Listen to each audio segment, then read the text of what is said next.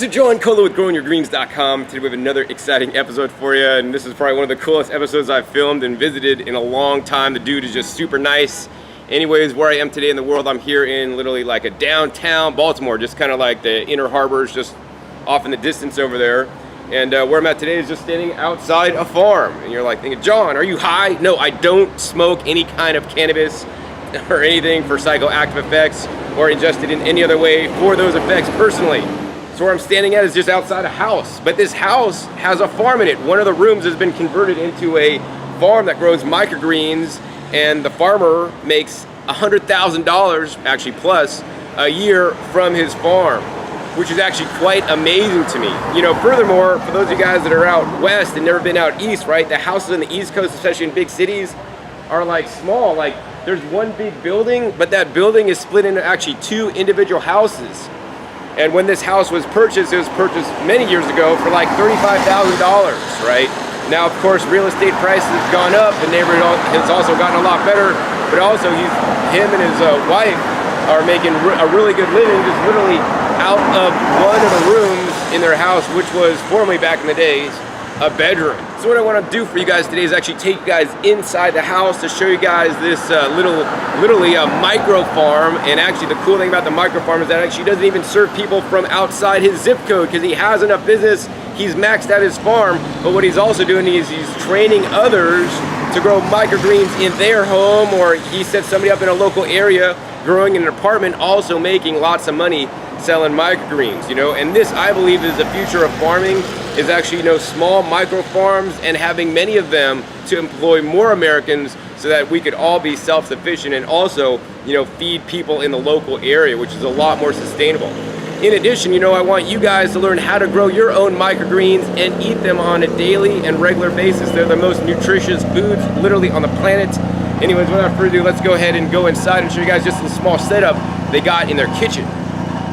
All right, now I'm inside. I'm going to show you guys the kitchen here, and this is, check this out. They got a little mini grow setup right here that, you know, they sell and can set you guys up with, so you guys could grow your own microgreens just literally in the kitchen like they are. So microgreens are probably one of the easiest crops you guys could grow. If you guys have tried growing outside and have failed, whether you live in an apartment and growing in containers, which actually can be a lot harder in my opinion than growing in the ground, and haven't had so much of good luck, right? You gotta try growing some sprouts and microgreens. They're by far the easiest things to grow. I mean, the answer is simply because how long they take to grow, right?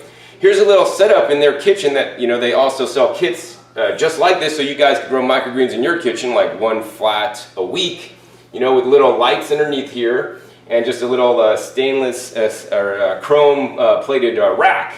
And what the farmers here do actually is every day they make it a goal to eat one pad of these guys at their breakfast meal and one pad at night for their dinner meal, and they actually skip lunch. So I mean, super simple, super easy. And what I'm not telling you is that these microgreens, they only take 7 to 10 days to grow to full maturity. So, you know, there's a lot less probability of things going haywire when you only have to grow for 10 days, and half the time you're just basically misting them with water and they're just germinating, right? Super simple to grow. I want everybody watching this to start growing some microgreens, and I'm glad that City Hydro here makes it really easy, right? They figured out, because they've been doing this for over 5 years in this very location, growing microgreens, and it started out slow at first, but now they have an established clientele and people know about City Hydro. They're probably one of the most, foremost experts in the country growing microgreens on a small scale. And actually talking with the owner Larry here for probably like about the last hour or so, like this guy definitely has done his research and he totally knows his stuff. So yeah, these guys only 7 to 10 days to harvest, and these are 4 to 40 times more nutritious than the large size vegetables. So, you know, what they do is they just simply take some little scissors here, and they could just clip them off, and they're just going to use these greens and just, you know, eat them. They're quite delicious. They have a nice mild flavor. So if you've eaten like big kale, like normal kale leaves, right? And especially if you live here in the Baltimore area, and especially like in the winter when it's snowing outside, you know, those leaves, the kale that you're buying, is being shipped in all across the country from California. The nutrition goes down, and also I'll be the first to tell you that the flavor also starts getting way bad, right? Freshest is always bestest is what I like to say. And if you grow your own kale microgreens, not only do they not taste like the nasty, old bitter kale from the store, they actually have a nice light flavor. You could taste the kale very lightly, but also they're way more nutritious, a lot more water rich for you. And so I'd encourage you guys to get some microgreens in your diets every day. I get questions a lot. John, what should I grow? I live in an apartment or condo. What's the best thing I should grow indoors? Can I grow lettuce? Everybody always wants to grow lettuce. What's this fascination with lettuce that everybody has? Well, that's because lettuce is so common. You've had lettuce probably your whole entire life, and you know it.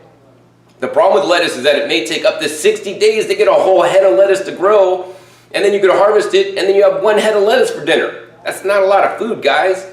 Meanwhile, as you guys are going to see in just a minute, these guys, once again, 7 to 10 days to grow, and you could grow literally a couple pounds in 7 to 10 days and eat a flat of the microgreens, which are more nutritious, more delicious in my opinion, and are a lot faster. So you could really do major damage to your grocery bill, right? I want you guys to try to minimize the things you're buying. I want you guys to be a producer instead of a consumer, and I want you guys to, one of my goals is to grow all my own food one day, but frankly, I'm not in a place where I have enough land to do that. So what I do is I grow as much food as I possibly can, and microgreens by far is the best strategic investment, right? So that you can offset the most, and actually also most expensive part of your food bill, which is the leafy greens. If you go to Whole Foods here in town, just down the street, I think a bunch of kale could be $2, $3. Maybe in the winter when it's more scarce, it's even more. And you guys in South Florida, maybe New York City, even have it worse, right? But these guys, you could literally grow for pennies, for totally way less money, and have it fresh and available for you guys so that you guys could actually eat higher quantities of these foods. Anyways, aside from this cool little kitchen setup, actually I want to take you up to the granddaddy, which is actually... So now I'm about to head into the indoor farm, and this indoor farm, before it was actually this farm here, was actually a movie theater room, as evidenced by the sign up above. It says digital sound. This theater features DTS digital sound. So before that it was actually a bedroom, but this was a theater, and actually through a long series of events, actually, the owner of the farm used to be actually a hacker for the government to make sure some of our most critical systems were secure. And he did that for many years. It was a good job and he loved it and stuff, but one day, unfortunately, he was in an automobile accident where somebody rear-ended him. He was stopped and somebody rear-ended him at 60 miles an hour, and he had traumatic brain injury. After that, he couldn't work for the government anymore because he couldn't remember stuff, right, as well as he did. And especially if you're a hacker, you got to know all these different things that you got to try when you're hacking and doing all this crazy stuff. So then he couldn't do that anymore. He's like, he couldn't really do a lot of things actually anymore. So then he's like, what can I do? And anyways, his wife had gone to the store one day and brought home a tomato that was like $7 a pound. And he's like, $7 a pound, that's expensive. I could grow that. So then he tried to grow tomatoes, and then he tried to grow lettuce indoors. And that didn't really work so well. And then his wife kept telling him, microgreens, microgreens. So then he started growing microgreens, and it worked really well. And this way they were able to save money from buying the expensive organic greens at the local Whole Foods and other places. And then that basically morphed and got bigger and bigger, and he's like, hey, I could grow these for other people. And that's exactly what he started doing over 5 years ago now, and in his converted theater room. And I believe this is a much better use of the space instead of a theater that you might watch a movie. I mean, if you don't have anything to do, maybe once a day or maybe more than once a day. But what could be more important than growing the food that you and your family are eating? There's nothing more important. So if you have a spare bedroom, extra space in your house, park your car outdoors. I've been to places that grow food in their garage, right? Now you got to climate control it, but growing food is one of the most important things you could do. So I'm glad I'm able to come and be here today, actually on a fairly short notice, to show you guys what they're doing, because this grow room is probably one of the most impressive that I've seen throughout all my travels.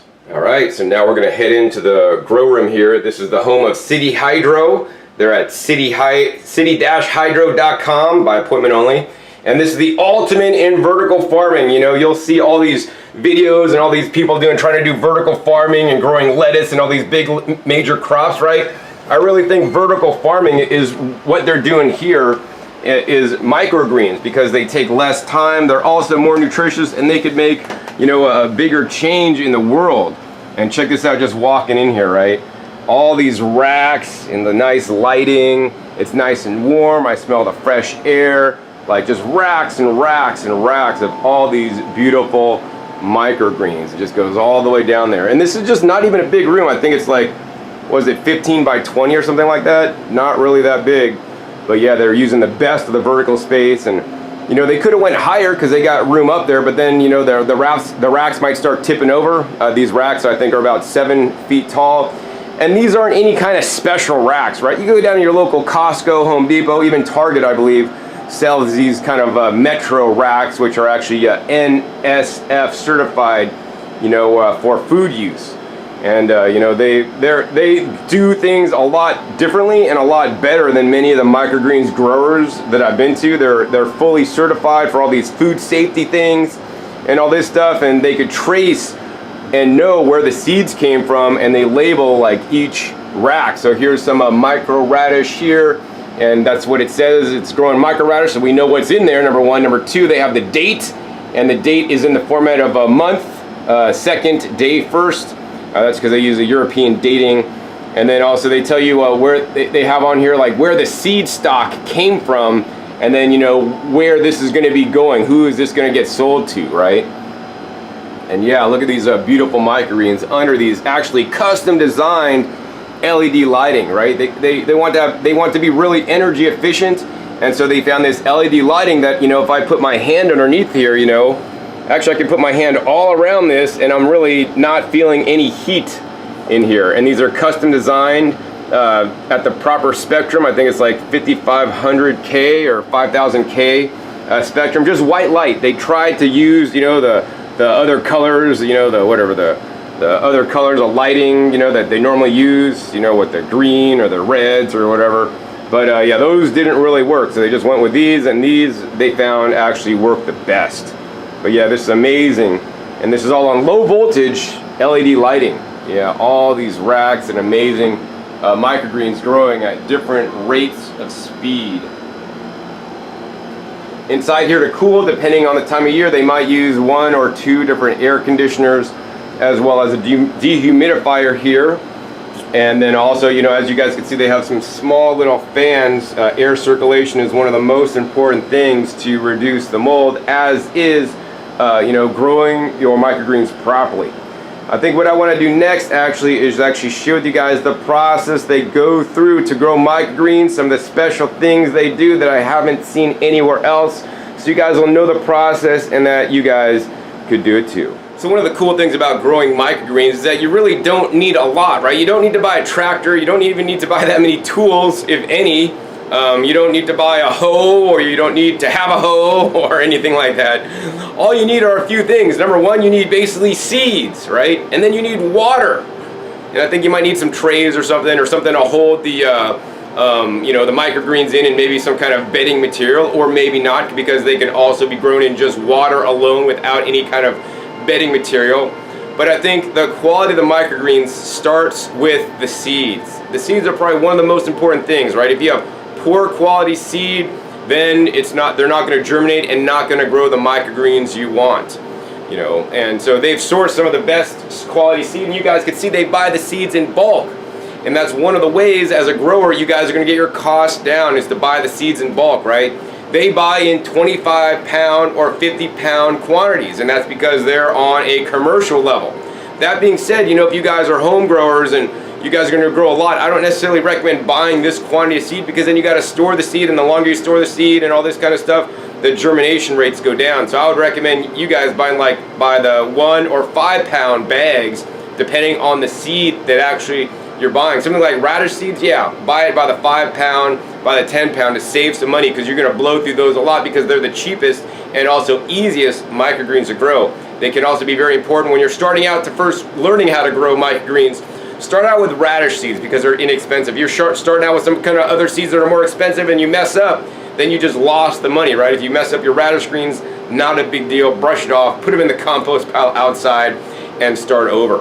So, you know, they've done their due diligence and research with the seed companies, right? They used to use like Johnny Seeds, but Johnny Seeds sells some of their seeds is actually from Semantis, which is actually owned by Monsanto. So they stopped really buying from Johnny's unless they really have to, and maybe even they even don't nowadays. But now they use Mountain Valley Seed Company. I'll put a link down below. If I remember, when I actually visited Mountain Valley Seed Company in Utah, I visited the owner there. He's a great guy, and they just seem like a totally legit company. So it's good to hear that actually, you know, Larry here is actually using them. And the other thing I want to say about Larry is that he is a really cool guy, right? He came from the software industry, an open source model. So his method of growing sprouts and the microgreens here is open source, you know? But he just wants the credit for coming up with his techniques and his credit. So make sure if you use anything from this video, say, hey, I learned this from, not John at Growing Your Greens, but I learned this from Larry at City Hydro through John Kohler's video, right? But just let people know, because I mean, he's done a lot of work to actually make microgreens even better than actually all the places I've ever been to that just kind of, you know, step in other people's footsteps. I mean, this guy is really blazing the field, you know, put it that way. So yeah, the Mountain Valley seeds, and then, you know, storing the seeds properly, right? Yeah, the seeds come shipped in bags, and if they're not gonna have the seeds too long, they'll maybe store in the bag. The bags are breathable, but you know, this also can let moisture in, which can be one of the worst things for seeds. So they, you know, also have these buckets here with these special tops. I think they're gamma lids that you can just screw off and screw on and access your seeds. So I do recommend storing your seeds in a proper way, such as these nice food grade buckets. So aside from having good quality seeds, which we know they got already, you got to have something else, good quality water. And you'll be amazed to know that City Hydro here is just using Baltimore, Maryland tap water.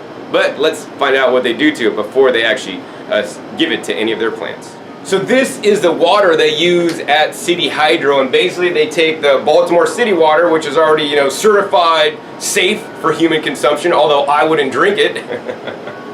But many people do, unfortunately. But what they do is they take that water and they basically run it through these two top pieces here, which is their specially designed basically a filtration, including some carbon that they replace the media on a regular basis.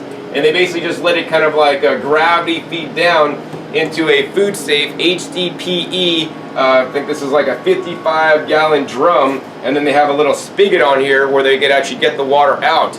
And amazingly, you saw some of this, the overview shot of this garden when I walked in, but this whole farm here literally only takes 7 gallons of water a day.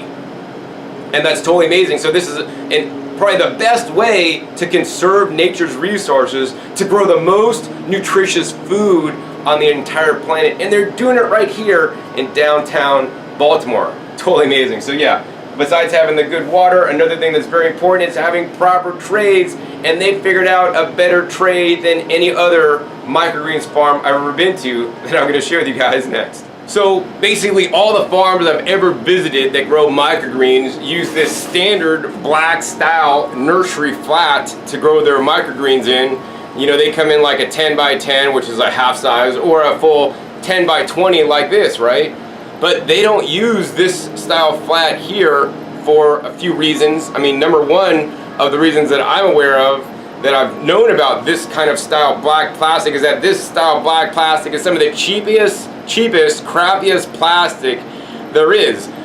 These were designed to grow, you know, plants in roots, not, you know, plants in soil with the roots, not like microgreens to serve to people, right? In the creation of this plastic is like this carbon black material, which is like really nasty stuff, right? And also, furthermore, like these trays, look at this, it's like all cracked up on the side and gets bumped up. These guys will deteriorate and go bad really fast, and that's not sustainable for a business to keep buying plastic. When they get bad, they gotta hopefully recycle them or throw them away. Not super sustainable. So they don't do that here, you know. They found the best practices of any microgreens company I've been to, and they're like, what could we use that's actually food safe to grow the microgreens in, right? So then they looked no further than their local pizza shop or bakery, right? In bakery and pizza shops, they have like trays that kind of look like this right here. And this is basically what it's called is a proofing pan. And this proofing pan, maybe they started out with, but they don't use this one now either. You can't just use any old proofing pan. This one's actually made of fiberglass, you know, kind of like my 1981 Corvette I used to have that actually got hit. It's fiberglass, right? And the fiberglass, there's a coating on there that may peel over time. So, you know, because these fiberglass proofing dough trays were not designed to grow microgreens. They're designed to proof dough without all this constant water contact. So they're like, how could we do even better than that? Then they found these guys. And these guys are actually also proofing pans, and these guys are actually quite large. I mean, I can't even fit in the whole video without cutting it off. But these are special proofing pans that are made from the HDPE plastic, which is the best food-safe plastic to use that also lasts a long time, you know. Some of these trays that they have here are actually 5 years old. They've been using these trays 5 years old, and it's always better to reuse instead of recycle or throw things away. So I want to encourage you guys, if you guys are microgreens growers still using these guys, right, or are going to start, don't use these guys. Use the right, you know, product. And this is actually made by the Domate, and this model is the CPT70. And so you could contact them here at City Hydro to buy these, because they are a dealer, because they buy so many of these for themselves and also help set up other people growing. Now, aside from these nice large style trays, which is a full tray, which, you know, they sell a full tray of microgreens. I think it depends on, you know, the price, but generally I think they get maybe $30 per full tray, and for a half tray, you know, which is basically this size, which is white. I kind of like these a bit better. It's $20. And furthermore, and that's basically to restaurants who are ongoing regular repeat customers. Now, to farmers markets, they have different sizes, and then they would basically use this size for farmers markets, and I think this is like a $10 size of microgreens, and then they have like a smaller, like a strawberry size, which is $5. You know, so you know, they make lots of money just growing all these microgreens with their regular clientele. They don't have to deal with the hassle of going to farmers markets and selling, you know, $5 or $10 at a time. You know, they have customers that take, you know, up 6 flats or more, you know, per delivery, which is, you know, I think every week or maybe even twice a week. So aside from the seeds, the water, and the trays that grow the microgreens in, you only need like one other major component for the most part. You're going to need the media you're going to grow in. Now, some microgreens companies may grow in water, and they're going to actually be soon doing that here, just water alone with actually no basically bedding material or growth medium. And many growth mediums may be like organic compost, you know, coconut coir, peat moss, these actually plastic spun fibers that make little mats used in hydroponics normally. But they didn't want to use any of those things because, you know, some of those things can be messy. They splinter and they drop dirt everywhere, and that makes things really messy. Plus, if it's compost, it might have possible contamination in there. They wanted to do something really clean that was better for the planet than some of just the standard spun plastic mats, which is creating excess waste. So what they're doing here instead is that, you know, they're going to be using this stuff, which is basically, this is just coconut coir fiber matting, right? And I know those of you guys that are like into hemp, like, what about the hemp matting, John? Well, you know what? Here's the hemp matting right here. They tried using the hemp matting and the coconut coir matting, and guess which one works better? The coconut coir matting, because they found this had and kept a better structure than the hemp that just kind of like fell apart and didn't work so well. In addition, there's other kinds of fibers that you guys can use. Canaf is another one that I actually know about and haven't experimented with myself personally, but it'd be interesting to see how that fiber works as well. But that being said, coconut fiber is probably the best fiber in my opinion. The Canaf, you know, may be able to be used for other things, but, you know, so many places make all this extra coconut fiber that needs to go into something creative and useful, and this is probably one of the best uses. Now, this standard coconut fiber, they trim this down to their proper size, and then they don't just put this in the tray and then grow on this directly. That wouldn't work. You know, what they do is they soak this stuff for about 24 hours in pure water and to get it the right consistency. So over on this side, this is a soaked one and this is an unsoaked one. You guys see the difference in the color?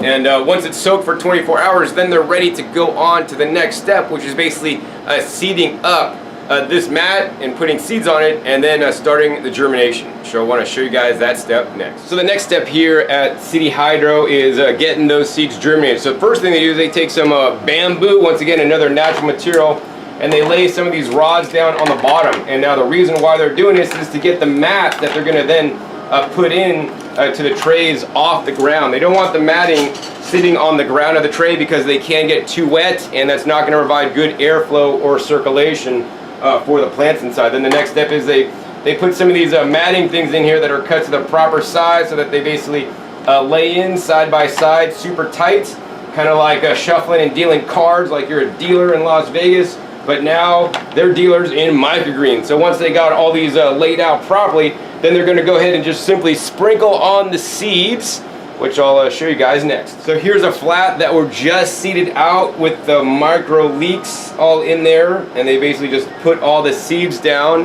and then after they sprinkled all the seeds, and they got really good coverage, and that could take some time to make sure you get good coverage and you don't get piles of seeds in any one location. You know, for the best microgreens, you want them as single file or single layer at a time as you guys could get across the flat. The next thing they do is very important step, right?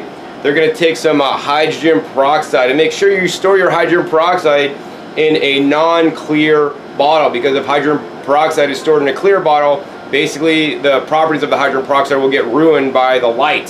So they use hydrogen peroxide, a 3% solution, and basically take the hydrogen peroxide and basically spray all their seeds down to ensure that they're going to be growing some of the cleanest microgreens. This is a very important step to, you know, potentially kill any lingering potential pathogens. That being said, you know, all the seeds have been tested for pathogens before they started.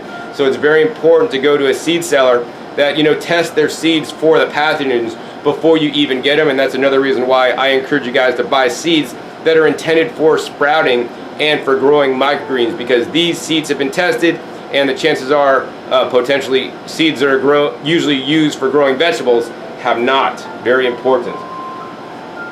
The next step they do besides you know, spraying on that is then they spray on, you know, they got a pump spray over here, and they spray on the water. So they spray on a nice moisture level to get the seeds nice and moist. They get the pads nice and moist.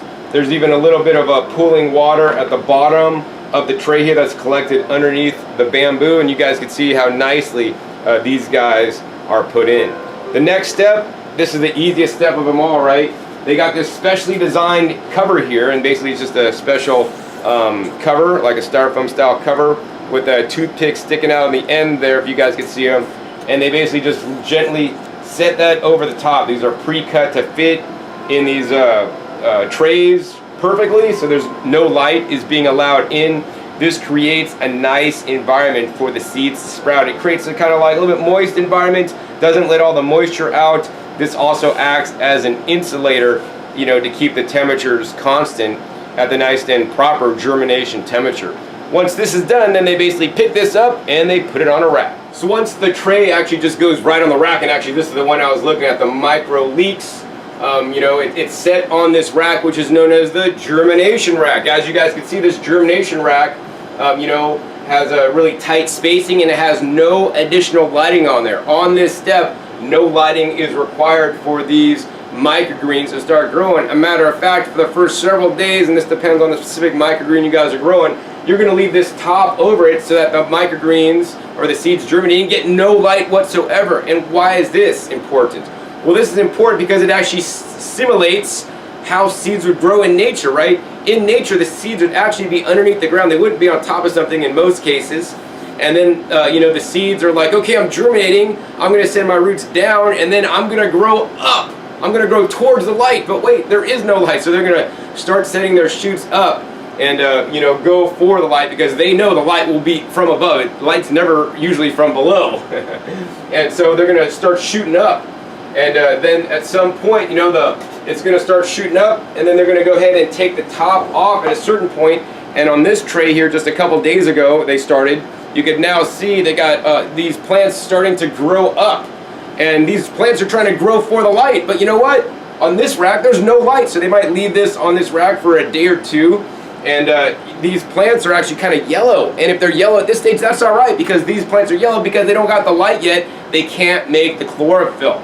So these guys are pushing up for the light. They're going to grow hard and fast, looking for light. They're not getting any until maybe tomorrow, when this tray is actually going to go over to one of the racks with the light. So let me go ahead and show you guys that next. So now I'm going to show you guys a rack with the lights actually. So, you know, they've been doing a lot of experimenting here and all this kind of stuff, and you know, I always like to do things optimally. Like if I'm going to have a rack, man, I want to grow the most food on that rack as humanly possible, or as space permits.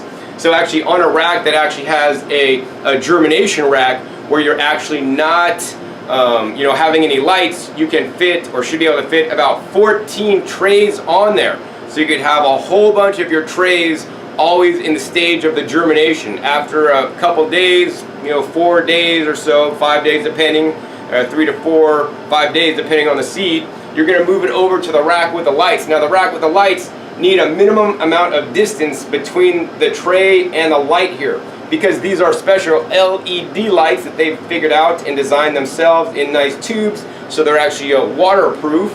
You know, they have minimal spacing. So on one of these standard steel racks, which is, I think these racks are like, what are they, 18 inches by like 4 feet. There's let's see, 1, 2, 3, 4, 5 of the little lines on the side between the racks, you know, and that's how I like to gauge it. So I'll like put a little black piece on there and then count 5, then I'll put another one, you know. And so let's see, this one has 1, 2, 3, 4, 5. Yeah, so about 5 is the spacing, so you could stack these to the maximum. And I think set up in this way, optimally spaced on one of these racks that are 7 feet tall but no higher, you could fit about 10 you know, light setups. So I mean, for a standard home, a family of 4, if you guys had 2 of these NSF racks, 7 feet tall, one with 14 germination stations and one with 10 for growing, you guys could have plenty of the healthiest greens to eat year round. And even if you're starting to go into production for yourself, right, you could start with one setup and then you can start adding additional racks as your business grows, as it gets bigger.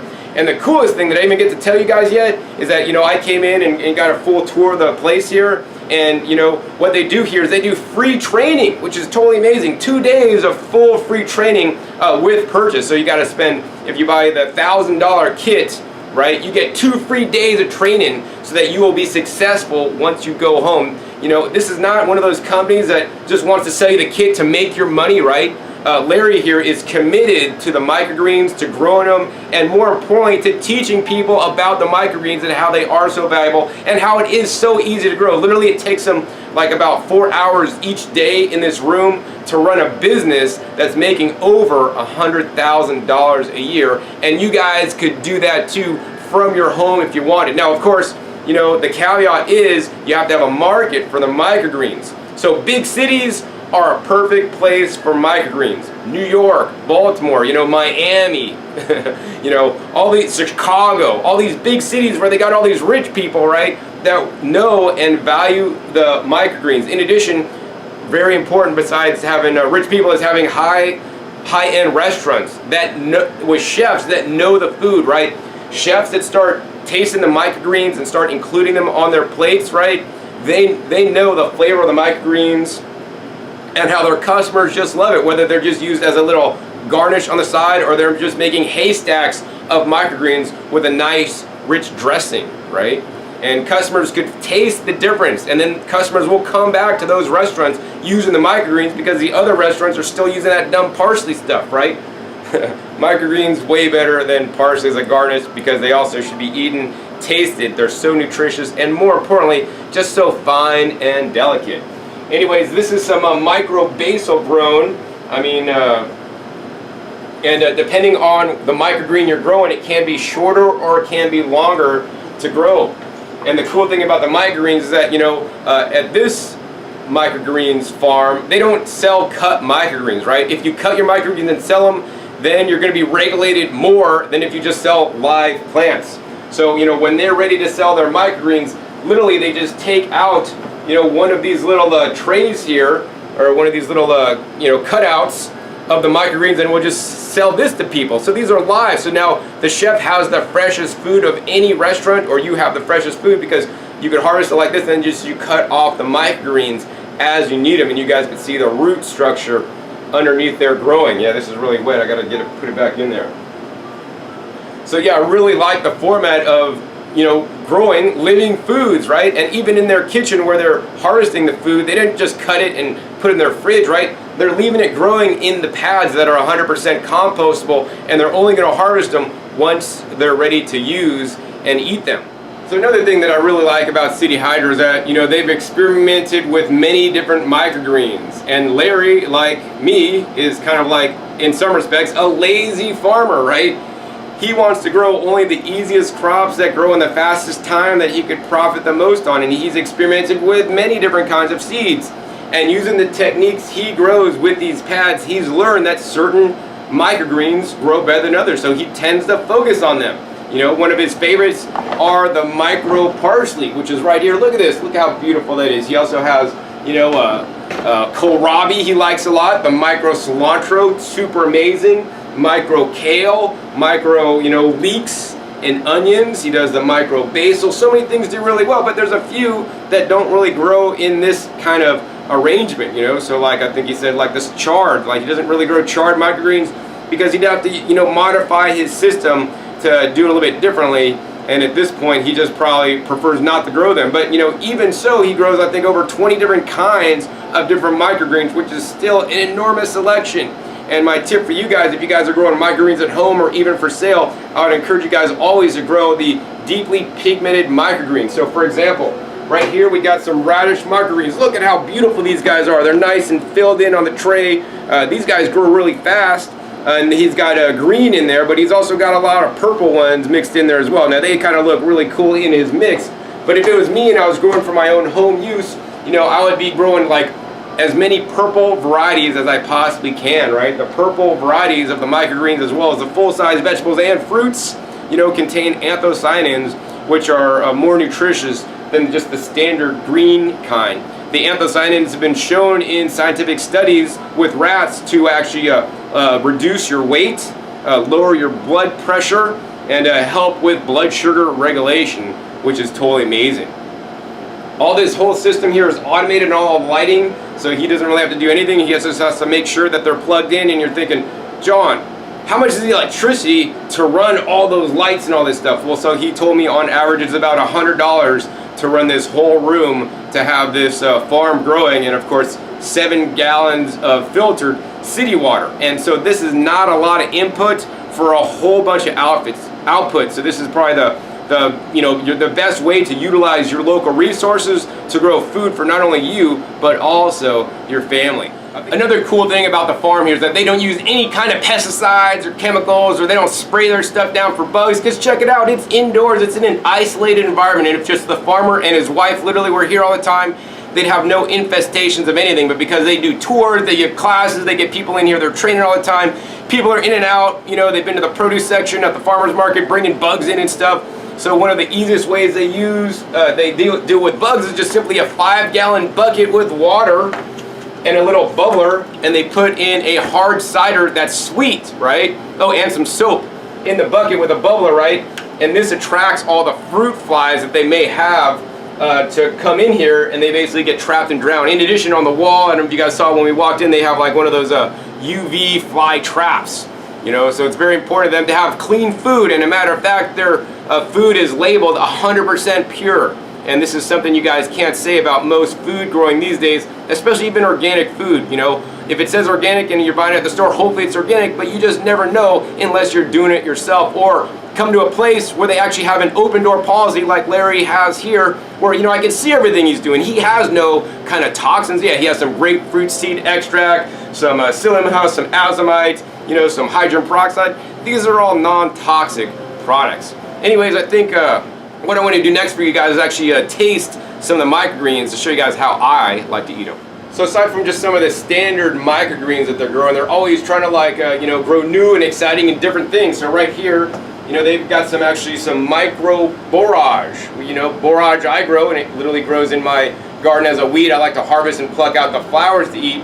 But, you know, they're growing it for the microgreens, which are right here. And, you know, I want to let you guys know real quick the definition of microgreens. The true definition of microgreens are basically greens that actually have, you know, just the 2 baby leaves. When the plant is at the stage of just growing from 2 baby leaves, the majority of the nutrition in the baby leaves is actually from the seed. So if you're going to go buy seeds, it's important to specify you get seeds that have the least number of seeds per pound. This means the seed is larger, the seeds are healthier, they're going to contain more nutrients than the same given seed that actually weighs less, that are actually smaller seeds. So that's the true definition. So the majority of what he grows here is basically the 2-leaf, and once it starts to put out the 3rd leaf and 4th, then that's when the plant will require some nutrients.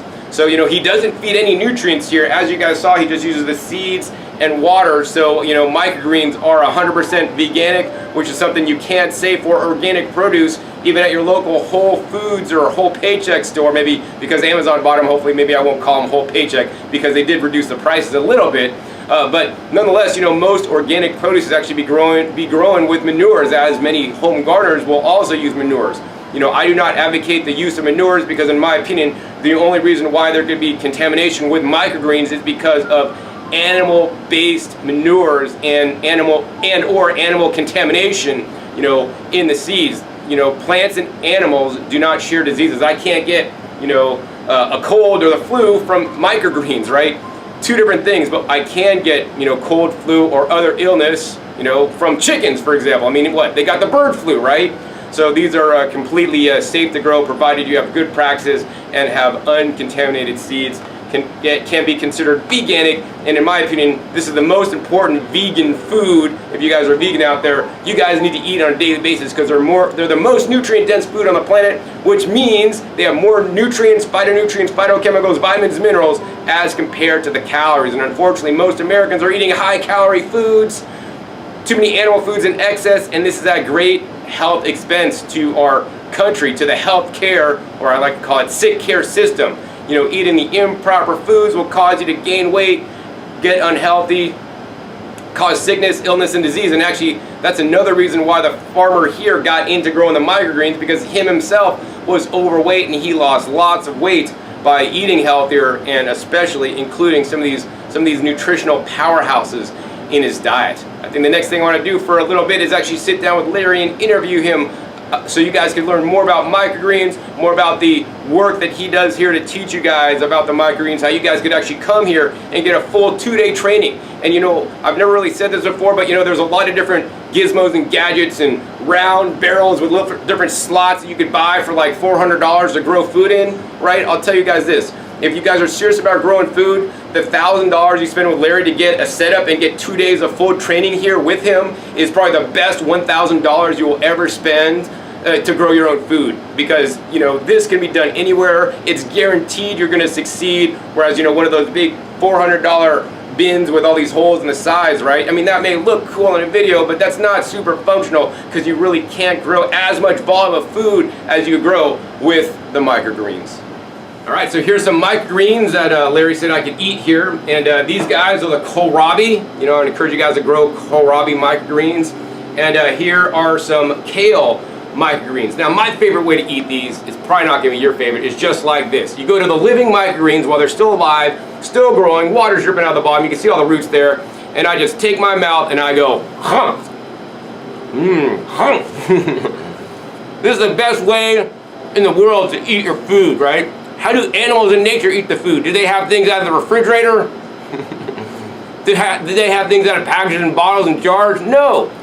The deers of the woods go to your trees, your citrus trees, and just eat the leaves right off the plant as they're still living. So this by far is the best way to eat them. That being said, you might be calling me a caveman or something like that. I don't really care. So what most normal people do is they would actually just clip this off and then add it on top of salads, add it as a topping. I mean, I would just, if I had this many microgreens, I would make a microgreen salad every day. My goal every day is to eat 2 pounds of leafy greens, whether that's microgreens or big leafies from my garden. Greens are probably one of the most healing foods on the entire planet, especially these guys, which are the cruciferous greens. They have properties called isothiocyanates. They've studied broccoli. John Hopkins, studied broccoli, and it's an anti-cancer food, right? And also these guys are also anti-aging as well, and will help actually keep you young at the same time.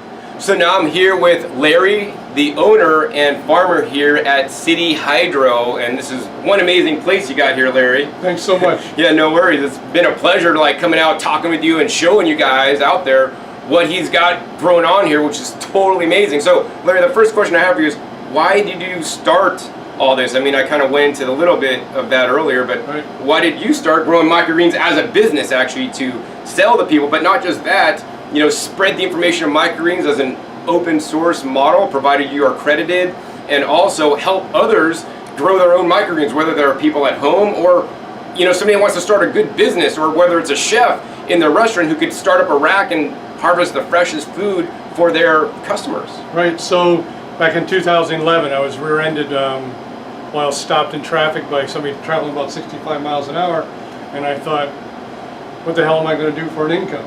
And my wife came home with these tomatoes from Whole Foods at $7 a pound then, and I thought, I can grow those. So we started trying to grow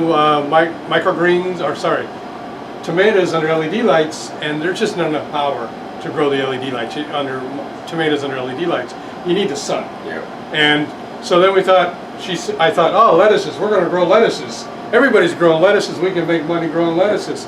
So we had this entire room full of lettuces. This room right here? This room right here. We harvested it, went to the farmer's market and got $35. Wow, man, you're rich. Yeah. And I thought, that ain't going to do it. And the whole time, Jana, my wife, is saying to me, Larry, you should look at microgreens. So after the farmer's market and everything, I looked at her and said, Jana, we're going to grow microgreens. What do you think? And she hit it off on the head and she goes, great idea, microgreens. The guy is always a hard-headed one. Maybe sometimes it's the girl too. Right. So we started growing microgreens, and I used to be a chef, so I knew that I wanted everything to be food safe, and I wanted everything to be pristine, clean, and everything had to be able to be used in the kitchen, so no soil could be used. And the first client we brought it to, he looked at him and he said, these are living. And I'm like, yeah, you got to cut them to order. You place them. And he said, I get to use them all? They're not, half of them are rotting and stuff? And I said, yeah, 100% utilization. And after that chef, after he did one gig showing our microgreens, we're off to the races. Wow. So is it true that you got so much business here that you're full to capacity, you can't grow anymore, and that you actually only sell in your zip code? So this is like a micro farm, only serving his literally immediate area. Right. So we actually have a microcarbon footprint, which means we only sell within inside of our zip code. And our concept was to empower other people to grow. So people will call me and say, hey, I want to grow, I need some clients and stuff like that. So we not only train people how to grow, we'll also refer clients to them. Like a chef will call me from DC, and we don't service DC. And I'll say, wait a minute, I got a grower in Rockville that'll service DC. So we turn them over to DC. We turn that chef over to this guy, and he starts to grow with it. Same way we have a grower called Samaruco here in Baltimore.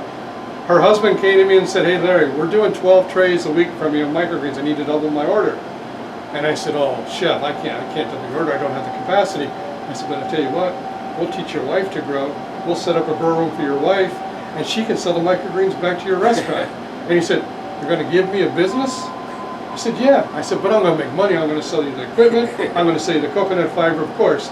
But now he grows his own microgreens, sells them to the restaurant, sells them to the restaurants in DC. She probably makes more than he does.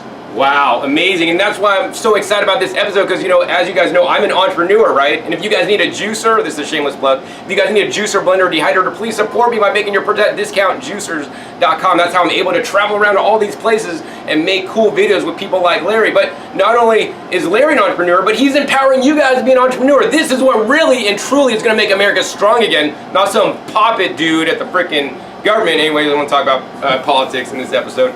But anyways, yeah, that's what's going to make America strong, is by all of us having our own business, being independent from the man, so you guys could work just a few hours a day. And actually, Larry, how many hours do you work a day doing all this, making over $100,000 a year? So I work about 3 to 4 hours a day, but the only thing is it's 7 days a week. So growing microgreens is like having children.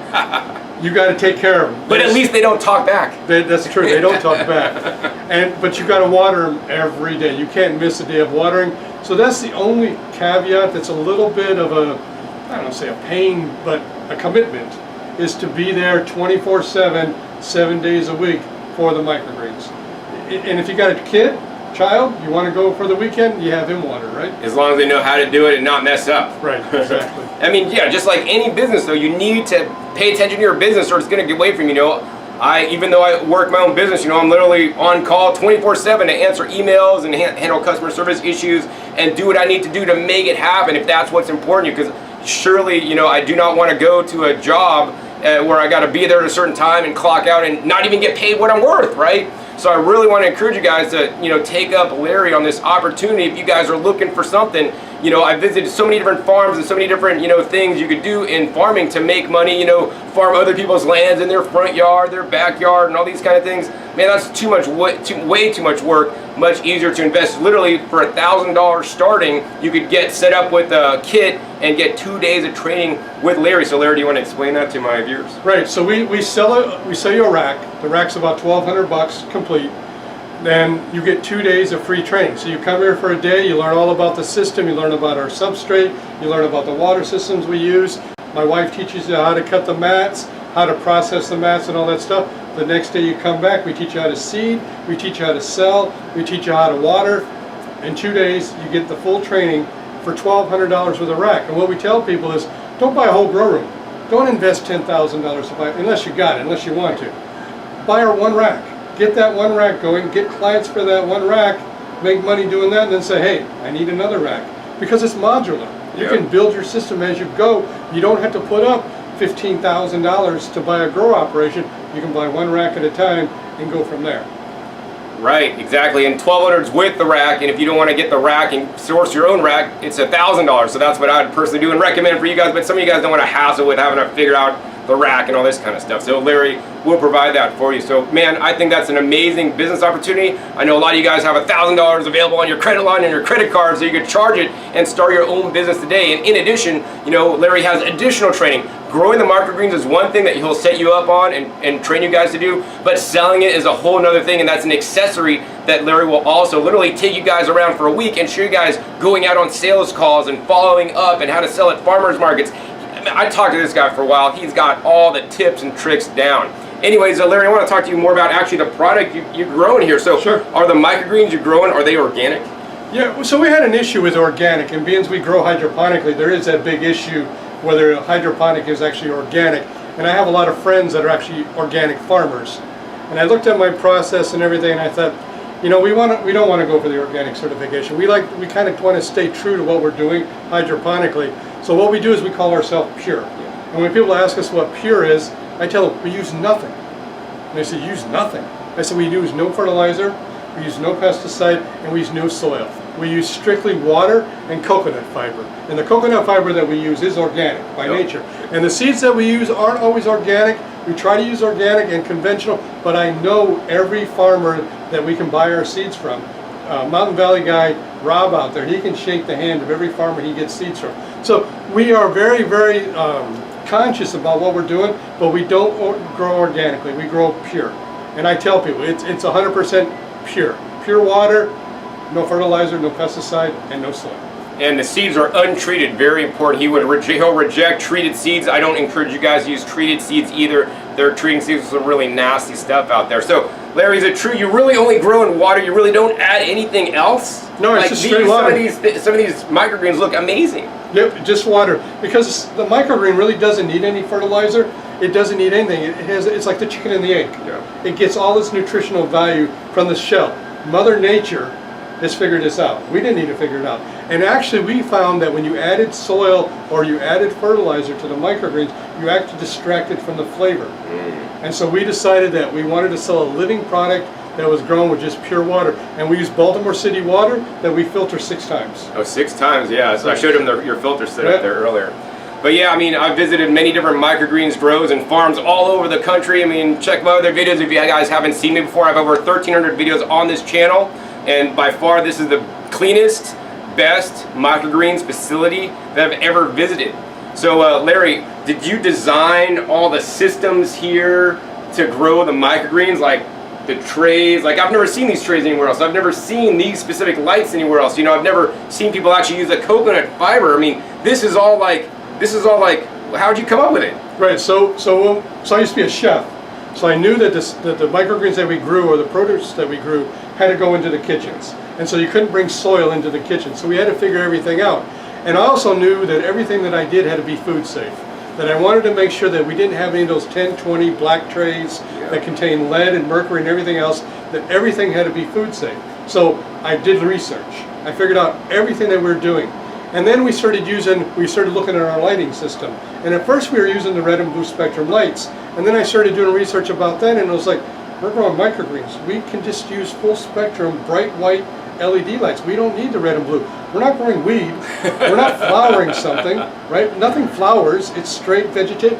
And then we actually found that the red and blue spectrum lights were changing the structure of the plant. They were making it a little more rubbery and not so natural looking. The LED lights that we designed are tuned at 5500 Kelvin, bright white. That's all we use. We designed it. We designed the power units to do it. We designed the trays that we grow, and designed the system that we grow in, because we wanted everything to be food safe. And at first, we weren't planning on selling our systems. We were growing microgreens. That's what we were going to grow, growing, selling. And people were looking at our pictures on Instagram at City Hydro and going, where the heck did you get that equipment? And I said, I designed it. We built it. And they go, do you sell it? I said, we do now. So that's how we got into the equipment business. Wow, so I'm totally glad you guys are you're making the equipment available for people and even training them to use it, because it's some of the best stuff I've ever seen.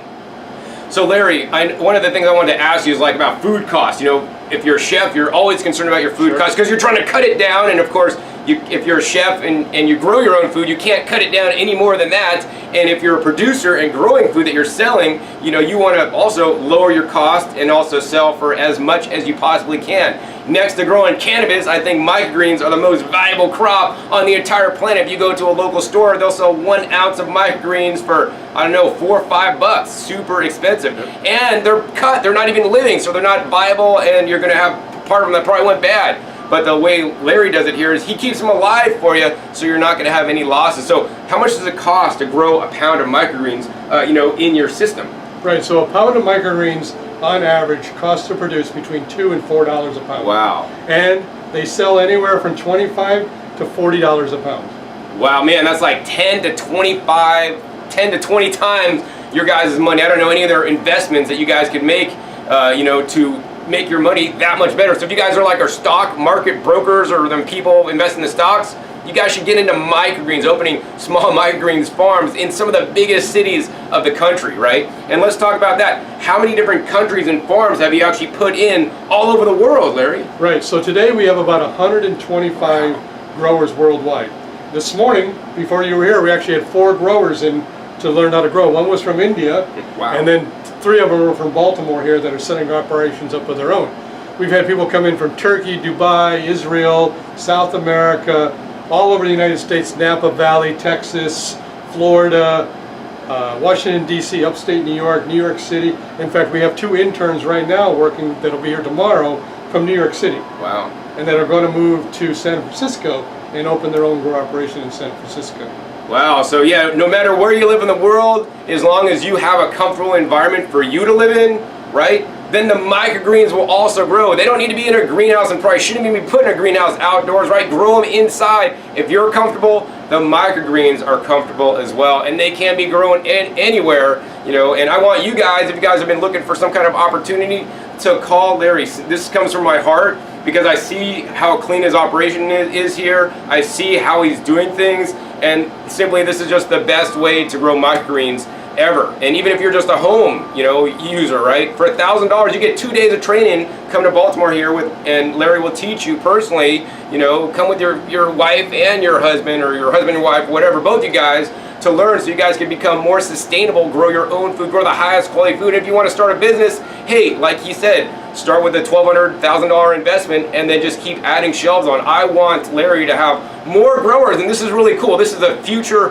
of farming. So actually, let's talk about that, Larry. Why are you open sourcing all your information, you know, that you've learned on how to grow and sharing it with others? To us, it's about everybody doing this. It's about nutritional value. It's about people eating healthy. I used to weigh 300 pounds. I had all the fat boy diseases, diabetes, high blood pressure, high cholesterol. I was a GMO train wreck, right? I learned. I started eating microgreens. I'm down to 205 now. I'm off all my Western meds, no meds for diabetes, no meds for high cholesterol, high blood pressure, all gone. And it's because of what I eat now. And people have to learn that we have to eat right. And what better way to learn to eat right is when somebody shares it freely, when somebody gives it freely. Because I can tell you, the amount of stuff we have coming back to us by giving away things freely outweighs anything. The gains that we get, whether even monetary gains we get, by giving things away for free and training people is just astronomical. You're making me cry right now, man, because that's why I make these videos for you guys, right? I spend my afternoon before I actually got to rush off to the airport as soon as the camera turns off to catch my flight to go back to Vegas tonight, all for free because I want to make the world a better place, you know? The people that come up to me when I'm at different shows and see them, John, you saved my life. I lost weight. I'm growing my own food. You motivated me to grow food, you know? You opened my eyes up to how the industrial system is working, you know? And Larry's not like trying to protect his trade secrets. I'm not sharing with you guys how to grow microgreens. I'm gonna do it all myself and trying to like make himself all over the world or franchise or all this crap. He just wants to sell you a system so he makes a little bit, he can be in business, but more importantly, he can help people of the entire world to be more sustainable, right? And there's so many other reasons aside from the sustainability, the health, just helping people, helping others. This is how the world is gonna change for the better, is through a more open source kind of model instead of a trade secret model that big companies like Monsanto and DuPont and Bayer and all these, they have these trade secrets because they want to make the money off people. Larry, as well as me, we just want to help the world. So, Larry, are there any final comments or thoughts you'd like to share with my viewers today? No, visit us on Instagram at City Hydro, one word. We post pictures about all our microgreens. We post recipes about what we grow and how to use microgreens as well. Because for us, it's not just about growing the microgreens, it's also about how to prepare them, how to use them in your dishes. Put them on your soups, put them on your fried eggs in the morning, put them in a breakfast burrito, put them on your hamburger. Instead of a lettuce, put some kale. But don't cook them. Yeah, don't cook them. That's the one thing you don't want to do with microgreens is cook them. Or just have a microgreen salad or eat them fresh and raw, just like you guys saw me do earlier. Wow, and you know, so I'll post links down below to Larry's Instagram there. I'll also post a link to his website, but I will say that, you know, Larry's been so busy farming, he hasn't had time to really update the website and all this stuff. So I'll put also his phone number and contact information below. He's a really nice guy. Give him a call if you're at least at all interested in starting your own business, or at least getting your guys' you know, to grow your own food for you and your family. Once again, as I said, you know, this is the best $1,000 you'll ever spend on growing any kind of food for you and your family, or even starting a business in growing simply the microgreens. So, Larry, I guess that's pretty much it for today. Thanks for having me so much, man. Thank you. And if you guys enjoyed this episode with Larry, me coming to his farm, City Hydro, please be sure to give me a thumbs up. If I get a lot of thumbs ups, I'll come back with Larry in the future and do more, you know, in detail episodes, because this is kind of general overview because I have very limited time here today. Also, be sure to click that subscribe button right down below so don't miss out on any of my new and upcoming episodes. I've come out, I bet, every 3 to 4 days. You never know where I'll show up or what you'll be learning on my YouTube channel. And finally, be sure to check my past episodes. My past episodes are a wealth of knowledge. Over 1,300 episodes at this time, teach you guys all aspects on how you guys can grow your own food at home. And also be sure to share this video with somebody. Send this to somebody that's down on their luck, that hates their job, that wants to get into something that can be productive, help other people, and grow some of the best foods on the entire planet at the same time. So with that, my name is John Kohler with growingyourgreens.com. We'll see you next time, and until then, remember, keep on growing.